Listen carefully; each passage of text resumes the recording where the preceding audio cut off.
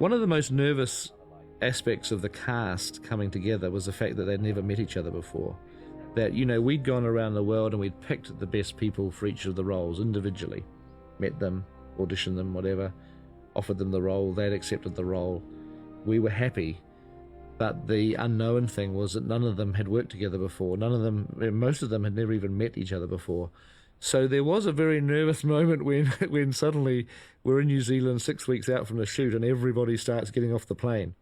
When I was getting ready to go out, they said, when you get to Heathrow, you'll be travelling with someone called Orlando Bloom. I just left my family behind and my friends and my life, and I was like feeling a little bit teary, you know, at the idea of leaving everything behind and my dog and everything. And I see this guy, you know, and I thought, he looks elf-like. And this wee fella walked over and he said, "You wouldn't be Orlando Bloom, would you?" He said, "Billy!" And I was like, oh my God, you're a hobbit. And we just had this huge embrace. And it was my birthday as well. I'd just turned 30 that day. So we had champagne on the flight. And then when we got to LA, because of the time difference, it was my birthday again. So we had more champagne, you know, because it's the 28th again. Pete had done something very intelligent, whereby at the start of filming it was the 4 hobbits for about 2 months, primarily, just us, no one else. And I really hoped that those 4 guys would bond, because one, it would make the 15 months go a lot quicker if everybody was friendly and got along. But also for the film, I knew that, you know, having the hobbits sort of feeling like they really were connecting was something that was important for the movie. So I didn't know anyone, and there's always that fear of going to a new place in uncharted territory. I was there for the best part of a year. So it was my life for a year, totally away from home, just making new friends. It's such an adventure. You don't know who anyone is. Everybody's trying to find their feet and interact and try and be sociable. And that was one of the great things, that these friendships formed with the unlikeliest of people. It was a real kind of Boy Scout kind of, year and a half. It was men together. I mean, you know, every so often Liv would be there and Kate Blanchett would be there, which is such an amazing thing, because you've got these 2 gorgeous women who got so much attention from us guys because, you know, we adored them so much. Well, I remember being really nervous because I felt like a lot of the emphasis, because it was all the boys, was on them meeting me in a way, and I was so nervous to meet them. And when I think about how I saw them, it's completely different to how I see them now, but they're all so cute. And it was this amazing kind of coming together. Here we are, we're all finally here, or almost all of us, and we're gonna set out on this journey. And it was this incredible excitement and anticipation for what we were about to do together. One of the amazing things about Elijah, I think, is he can sleep anywhere at any time. I mean, I've seen him do it. And, like, if they don't go back to him for, like, 15 minutes, he'll just be sitting there like that, like, for 15 minutes. And then someone will go, "Elijah, yeah, yep, scene, right." And he goes. It's an incredible thing that he's got. I mean, he must have been so tired during that shoot, because, you know, there was times when we had time off. Elijah pretty much had no time off, ever. I've seen him fall down 3 sets of staircases, like, and then just get up and go, and just walk off. That is an incredible gift, man. He's like, you know, like Chaplin. I sort of appointed myself as his kind of minder. You know, I wanted to look after him and make sure that he was okay. Sean was very much Sam for me, you know, always looking after me, being there for me. He kept locking his keys in his apartment, and he'd leave and he couldn't get back in. And I was like, well, don't worry, I'll take care of it. And I would arrange, you know, to have a locksmith brought out there and you know, get his keys. And so he could continue going about having whatever fun he was having, you know, or talking to who he was talking to. And 45 minutes later, I bring him his keys, and Elijah, here's your keys. And he was like, oh, wow, great, thanks, you know, thanks for taking care of it. I saw the need for life to imitate art. Sam needed to look after Frodo as his sort of primary identity. As the Fellowship started to coalesce, that was the job I carved out for myself. Sean Astin is just a very cool man. He had a different experience than the rest of us hobbits, because he's got a family, of course. He was there with his wife Christine and his beautiful daughter Ali, who we were all uncles to her at the end, you know. Sean is a very kind of untrusting individual when it comes to safety. He's gonna hate me for saying this, but it's true. He always had to check out everybody else's job and make sure that they were doing their job properly, because he didn't necessarily trust that they had it all under control. And there was one such instance when we were in a helicopter and we were in a kind of treacherous mountain area. It wasn't easy to land and it wasn't easy to take off. Elijah, Billy and I were just having so much fun because we were in helicopters and we were saying to the guy, could you try and flip over, or could you do some banks, or, how close could you get to that mountain? And, if we put a bike down, could you pick it up by its wheels and all that kind of stuff? And they're talking and laughing and scratching, and I can see that, like, all three helicopters are making their way in, and ours is the first one to go, or second one to go. And I'm like, you guys, shut up. They're talking. They're like, Sean, and they know what they're doing. They're safe. And I'm like, oh, man, this is not good. And Sean immediately starts, like, drilling the pilot of the helicopter. Like, all right, do you know that you've got, like, 2 guys behind you waiting to come in? Are you cool to, like, take off? And asking him all of these kind of safety questions that I'm sure this pilot had completely under control. And there was also a point where Elijah and I and Billy and Sean had been dropped off at lower altitude, and we were there for about half an hour waiting for a helicopter to pick us up. And we were throwing stones at trees and running around and, having fun. And Sean was about 100 yards away from us, and he was directing helicopters into land. You see, you got 2 behind you. Hey, Bon. Come on in. Waving to the helicopter guy, pointing out where the other guys were, and they were waving at me, and the hobbits were all making fun of me because I was, like, trying to be Mr., involved. Billy Boyd's a unique guy. I'm so just blessed to have met him, Dom's an idiot. No, Dom's great. I was probably closest with Dom because, we had so much stuff together.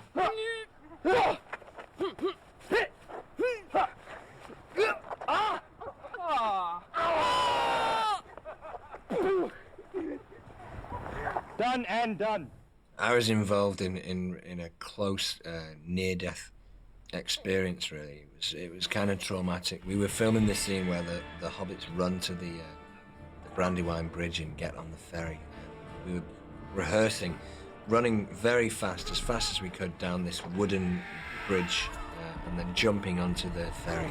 And then in one of the times, as we ran down to get to the ferry, Dom got a wooden splinter through his foot. An amazingly tough splinter, I think probably made of titanium. You think somebody cut his leg off? The sweat was pouring off him. Like every time I put pressure on my foot, it was just an excruciating pain, like going up my foot. I thought he was going to pass out at one point, and everybody thought it was something really, really kind of serious. And I was saying to all the boys, I was saying to Elijah and Sean and Billy, I said, you've got to come over and see them take this splinter out, because it's going to be a whopper, It's going to be like this big, and I'm going to get it framed. And they take out this tiny splinter, and I was like, I cannot believe you made that fuss over that splinter. I kept it. I kept the splinter. Still got it. So after that, whenever, like, Dom did something, he'd start sweating. If anything happened, is it a splinter? Are you okay? And he'd be like... Rrr. We had a hiccup in the casting process because another actor had been cast in the role of Aragorn, and we just came to a realization that we had cast the role a little too young. It caused us a lot of headaches because we were now shooting the film. We couldn't stop shooting it, and we only had a very limited number of days that we could shoot without the character of Aragorn. I got a phone call at home saying, do you want to get on a plane tomorrow to go to New Zealand? And I said, for what? And then they said, the Lord of the Rings. I knew that this was a very, very important conversation, that he'd never met me before. He didn't know who I was. I'd never met him. He'd never been to New Zealand before. He hadn't read the Lord of the Rings. I just said, well, can I think about it for a minute? He said, well, not very long, but you have till this afternoon. And we somehow had to try to persuade him to take this role because we thought he would be really great, and we badly wanted him now in this movie. We were in a real bind.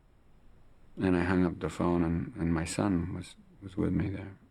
He says, what was that about? Was that Lord of the Rings? I said, yeah, they're making a movie out of it. And he knew the story. You know, I didn't. And I know that the person we really have to thank for persuading Viggo was his son, Henry. Because Henry was about, I think he was about 11 or 12 years old at that time, and he was a huge fan of The Lord of the Rings, and absolutely was beside himself when he thought that his dad could get to play Aragorn. So it was nice to have his blessing, you know what I mean? Most times that you're with Viggo, something amazing is not too far behind. He's like an old-fashioned movie star in my eyes, you know, very gentlemanly and very polite and, you know, very concentrated in his art. You know, in a word, I would describe Viggo as being very inspiring. Being the natural leader of this group of actors in the Fellowship came very easily to him. Well, he was always doing things like, you know, like he'd get hold of Kiran, you know, and pretend to throw him over the edge of the mountain. You can see the wildness in his eyes. He goes slightly mental. Something kind of clicks. And then he just rugby tackled me for some reason, you know, really, like, bang. Go, I wondered what had hit me, you know, and what are you doing, you know. He's an extraordinary guy, really. I mean, he believes in the truth in everything he does, I think, you know, no matter what it is. And if he doesn't do it. He's an incredible artist in so many different forms. Photography and painting and poetry, and he just lives for the moment, it seems. He lives for life. Viggo is an incredible photographer, and he took a lot of photographs throughout the whole time. And, you know, you sit at your little makeup station and there's a mirror in front of you, and he just, from the beginning, day one, started to, you know, make a collage all around the outsides of the mirror. And by the end of the shoot, there was no mirror left. They were overlapping. It was full of pictures, and then it became another layer and another layer. It's all the way up on the ceiling and wrapping around behind and trickling onto our mirrors. And he was thinking of, like, you know, buying the bus and taking it with him, because it was such a brilliant collage of memories and moments. He doesn't just act the character. He has to somehow become part of the character. He and the character have to blend. And Viggo, I think, saw his sword as being the key into his character. And as a result, he didn't really want to go anywhere without his sword. I know there were restaurants he'd go and eat in at the end of a day shooting, where he'd carry his sword and he'd put it by the table as he was eating. He wouldn't drive anywhere in his car without the sword being in the back seat. I was on the way out of a Sunday rehearsal. When I was walking out of the gym, all sort of sweaty, half in street clothes and half in Aragorn clothes, you know, waving the sword around, trying to keep a mental picture of what we'd just done, sort of, I guess, walking down the street, down to where my car was parked on a Sunday afternoon. Waving the sword around and looking like, you know, this sort of desperate Rasputin character to them, probably. Cop cars conversed on me. There'd been some report. The interesting mix that John put on the thing was that he's not a big fan of rehearsing too much for fight scenes. And his method would be to say to the stunt guys, "How many of you are coming towards me?" And they'd say, 6. And he'd say, "Okay, who's first?" And the guy would go, "I'm first." And he'd go, "Okay, you come at me and I'll hit you with my axe, and then you come and I'll hit you, and you come and he would just take these guys out. And the stunt guys would, you know, tough guys, big tough guys, they'd wear a lot of armor. And they'd say, "Okay, John, try and miss us, but if you do hit us, it's not a problem, we don't mind." He would hit every single one of them. Someone would come at him and he'd just bang, bang, bang. And the stuff that they got of John fighting is brilliant, because it's real. You know, the stunt guys are absolutely terrifying. They're just running away from this guy. As you can see, the shots that you're getting are incredible. You know, he just looks on fire, but that is because John was wearing a prosthetic that limited his vision to this, because he had, you know, prosthetic skin, and his eyes were swollen because he was allergic to the prosthetic, so they were slightly shut. And he had no kind of, you know, sideway vision. I mean, at times you just wanted to rip the damn stuff off and just scratch. Added to which I developed this topical eczema, which meant that basically every time the upper and lower eyelids were attached, I lost all the skin in this area. It was like a skin peel. And within hours then it would swell, and it would turn sort of lobster pink, and then, it would just be covered with lymph. And it was itchy and painful, and one felt very, very self-conscious. John Rhys-Davies took us to a restaurant, and it was when we'd only just started to get to know John, and we sat down at this huge long table, and he said, "I think I will order the food for tonight." And we said, "Oh, okay, on you go, John," and we were all having a conversation, and the waitress came over, and John ordered,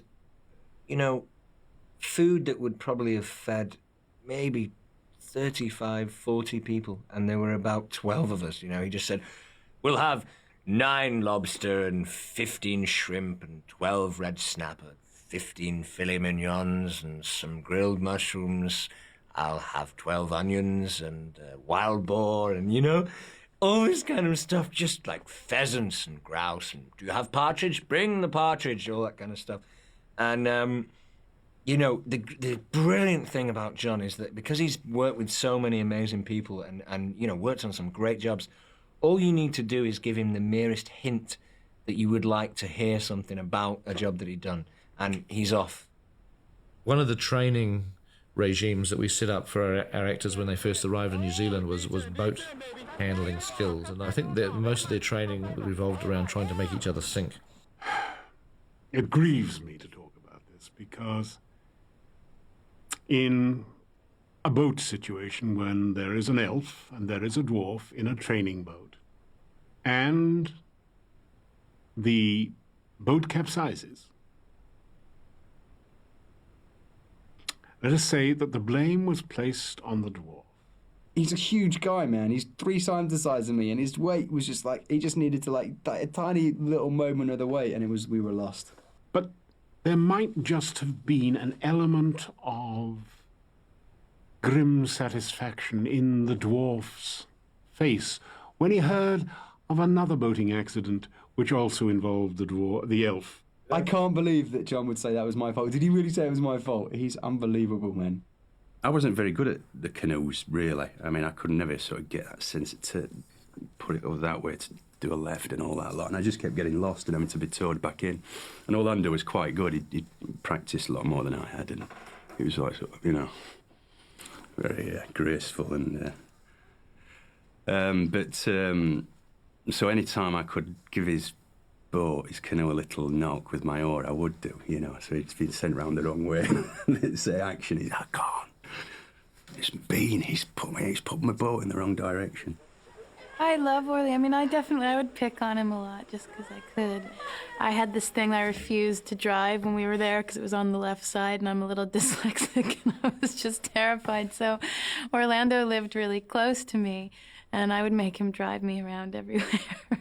And we would spend a lot of time together, and I guess I wanted to watch over him, and it was his first movie, and that could really mess with some people's heads, going from being a student in film school to being one of the stars of such an enormous film, and so I always took a lot of notice of just what he was doing and not how he was acting or anything, but in his personal life. Orlando was no more selfish than any of us, but he wasn't always as clever at disguising it as the rest of us, because he's not that experienced, so that if he wanted something, he sort of came out and asked for it. Wiser birds go round the corner and whisper and sidle and to achieve the same effect. So sometimes the old lion had to push down the young cub, but not really, only in fun, because he's such an open guy, and his enthusiasm was so shared by us all. He's a lively guy, and he's a really good guy, got a good heart, and but we're very different in some ways. I'm from up north, he's from down south, and I call him a southern softy, and he calls me a northern Astin. Sean Bean, he was a real brother in arms, story-wise, but also actor to actor and man to man. He was a most valuable ally to me. We were doing the sort of scene where I die, and Viggo's laid over me, and talking to me. And we sort of did all my shots before lunch, and then we just said like this, all right, that's lunch. We come back to the death scene later. And then we came back after lunch and shot this, all the coverage on Viggo. So it was quite strange that, because you still, you just break off and have some potatoes and some food and stuff like that, and you go back for your death scene again and die again. Ian McKellen, when Ian arrived in New Zealand, I showed him a videotape I had with some interviews with Tolkien, and then obviously he got some of those audio tapes that you can get. And Ian based his performance of Gandalf on Tolkien. I mean, he was impersonating Tolkien. It was looking at myself in the mirror as Gandalf, adjusting the stoop of the shoulders, and in doing that, feeling the voice deepen and getting raspier and a little more precise than perhaps my own is. And really, in a sense, Tolkien does have he does have a part in our movie, interpreted through Ian McKellen's performance of Gandalf. Ian shared our trailer, so if you can imagine the 4 hobbits in a trailer with Ian McKellen. I was sort of partitioned off. I don't know why. Perhaps it was thought that Gandalf wouldn't want to talk to lesser beings. There was an entrance at this end of the bus and an entrance at that end of the bus. And when Ian was in the chair, we always used the other entrance out of respect. But I was rather grateful of having a rather, albeit flimsy, partition, because Elijah Wood in particular, and Dominic Monaghan liked to play music quite loudly early in the morning, and it wasn't always music that was to my taste. So that became kind of difficult. You'd kind of hear him sort of in the back of the trailer. At one point, just in protesting and some sort of, you can't really figure out what he's saying, but just protesting. But there was no tension because of it. He's a very amusing man, great sense of humour, and a very nice man. It's an awful phrase, really, to say that somebody's nice. But when I say nice, I mean he's a very decent person. He's a very fine actor. And he was tremendously supportive, as far as I was concerned, encouraging and a constant companion, you might say. It's my first opportunity to play with Ian McKellen, whom I've met, but I've never actually worked. I mean, people automatically assume that, you know everybody in Britain. But we've never worked together. And that has been a tremendous joy for me, because he's the most generous of actors.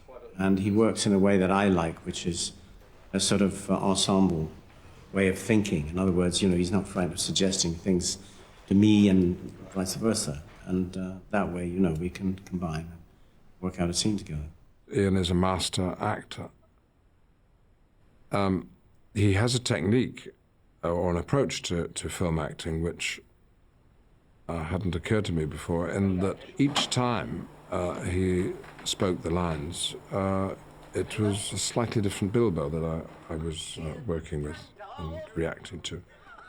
Because Ian's approach is to willfully make each take different. And so he provided what he called a kaleidoscope of Bilbo for Peter Jackson to eventually look through and shake into whatever configuration he wanted.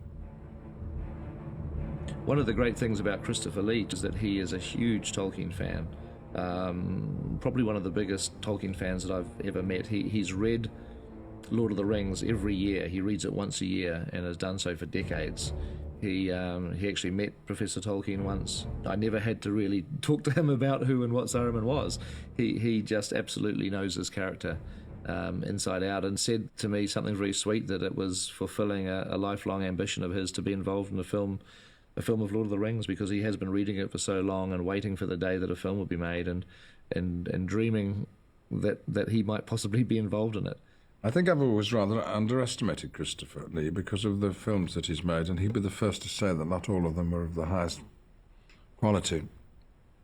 I certainly haven't seen them all. It's more than 200, isn't it? But I have always been impressed by his physical and vocal authority, and I think he was very well cast. Meeting Christopher Lee and watching him work on this character was a wonderful experience for me. I mean, I went on, I didn't have days off, but I would run from my set to watch what he was doing sometimes. having to come in and do Saruman and like go 0 to 60 now, boom, and you get a quarter mile and that's all you get, and you better make us believe it. He knows so much about these stories, about this book, and cares so much about it that he is like an emissary, you know, from the mists, like the ghost of Tolkien on the set. The famous phrase, Ashnas Gurbatuluk, Ashnas Grimpatul, Ashnas Rakatuluk, Akburzanishi Kimpatul. One ring to rule them all. I think Liv Tyler said, this is just the weirdest set in the world because, you know, there's monsters walking around and wizards and also, you know, very small people and very tall people and it was quite a weird thing at first, I suppose, but it became natural, you know, it was your place of work. I kind of feel bad for Liv because, you know, her character was such that she wasn't required all the time, and she would come to New Zealand for kind of stints. So she was sort of left out to a certain degree of the kind of camaraderie that we were able to gain and the experiences that we were able to gain as a fellowship because we were there for basically the entire length of time. She became our princess. We looked out for her, you know, it was like, it was a boys' movie, and she came in and sort of gave us that element, that female touch, and it was great to have her around. Someone like Cate Blanchett or Liv Tyler would show up.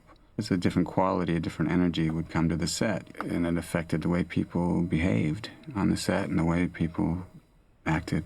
And it was wonderful working with Cate.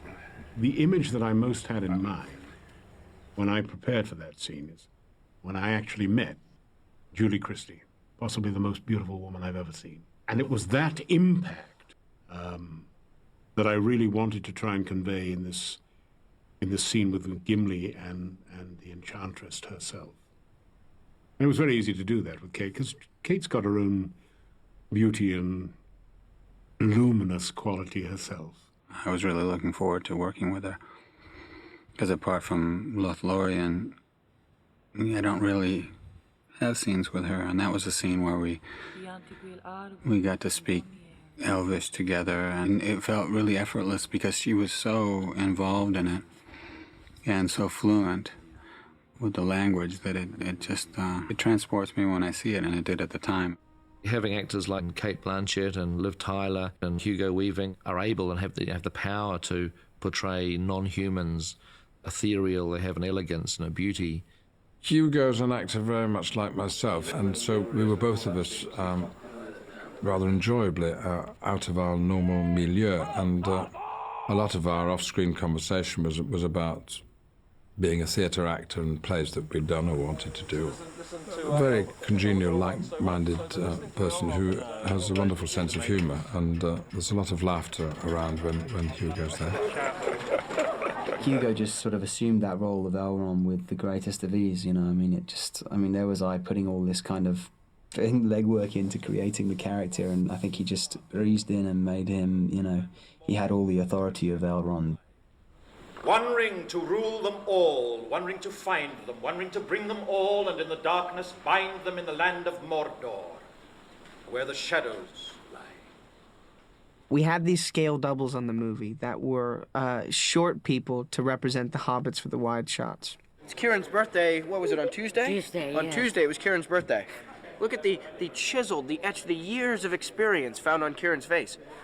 And later you'll be able to see him wearing all of our faces. Kiran was the lord of the scale doubles. The sergeant, you know, the ringleader, the disciplinarian, and he ran a very tight ship. Kiran, I hear they're going to set you on fire. How do you feel about that? If it happens, I'll be really happy to do it. And the person who doubled for me was a girl from Thailand called Fawn, who's just absolutely beautiful. We got on so well. She was talking about wanting to become a stunt woman because she loved all that stuff, except for horses. She hated being on the horse. This is the best double, right? This is perfect. It's pretty close. Yeah, really good. Yeah. I was a young 12-year-old boy at the time, and I think they chose him because Martin had this kind of twitchy, kind of nervous energy that I think Merry seemed to have at the start of the movie. He picked it up very quickly and you know, really put a lot into the movie in terms of his physicality. We had to have a very intimate relationship with these people. They had to become us in miniature form, you know. We had a double for Gimli named Brett, who did all of Gimli's scale work and a lot of his stunt work as well. 4'9.5". Also, I'm a black belt in the martial art. He already had some problems with his knees, and he really injured himself badly, but just kept going. And anytime you were tired, you know, all you had to do was look at him and what he was accomplishing. He was definitely an inspiration. Sean Astin's scale double, an Indian guy called BK, speaks with a very strong Indian accent. Kind of talks like that. Hello, how are you doing today? Nice to see you. He loves red wine and loves chess. You like red? I've got red wine. Yes, man. Fantastic. And he would play. He's awesome at chess. So he'd be dressed as Sam with a mask of my face. So it was like I was playing a miniature version of myself who was better than me at chess. Him and Sean would go at it. He'd kick Sean's ass every time. Sean fancied himself a chess player. He'd kick his ass. I'd take his bishop, and then he'd come and he'd try to take my king, and I'd take his king, and he'd run around and laugh and stuff. Him and Viggo were an amazing team together. They were very funny and they got on very well. Sandu Suraj na dekh. He can't see the sun and moon. It was very interesting to see BK shouting at Viggo, you know, get in car, and Viggo go, oh, very sorry, get in the car. And, you know, it was like a mother-hen kind of relationship. Brilliant. And this day we went fishing, and he caught a fish and ran in and said, there's a load of salmon and they're all feeding around the shore, so just throw your rod in and you should catch a fish in a couple of minutes.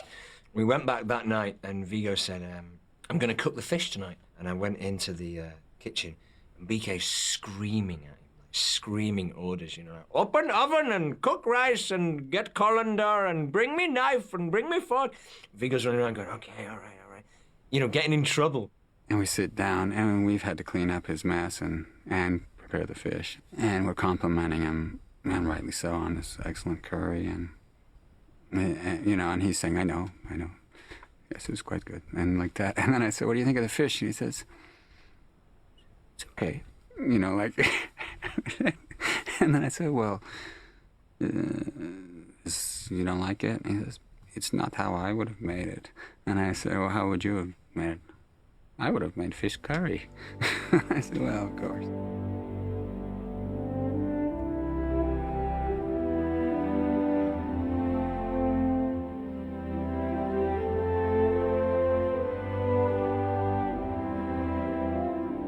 We lived, you know, most of it, not together, but we lived in the same city for 15, 16 months, traveling together, late nights together, long hours together, cold weather, everything, all of these elements. And we were doing it together as a force. And in that way, the fellowship became a reality. And it just completely changed who I was as a person and where I was going, you know? And simply for that fact alone, it's been the most rewarding thing that's happened in my life. You get to, you know, see and touch and smell and feel the energy of at least 100 people, but more like 800 people over the course of 15 months in a way that, you know, in most of human life, you don't have that kind of closeness with people. You know, people got crabby, there were bad days and stuff for everybody and bad periods, but there was always a kind of a support system, you know? Mostly unspoken, it was just there. Lifelong friends. There's not one member of the fellowship that I don't think I'll know for the rest of my life. Those friendships that are so important to the story as well were a reality, and a reality because of what we had to go through together.